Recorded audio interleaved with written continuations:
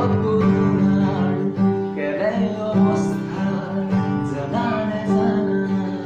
জনতাই অসমীয়া মই বাবু ফুলাই থিয় আছা জানো আজি অসমলৈ পুৰণি দিনবোৰ আকৌ আহিব থমকি নৰয় আজিলৈ পল তোমাৰ বাবে কোৱা হৈছে থাকা দুদিনমান ঘৰতে ৰৈ আহা আমি সজাগ ঘৰত থাকি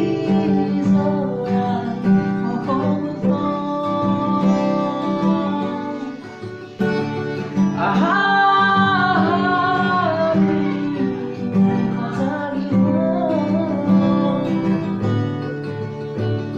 ঘৰত থাকি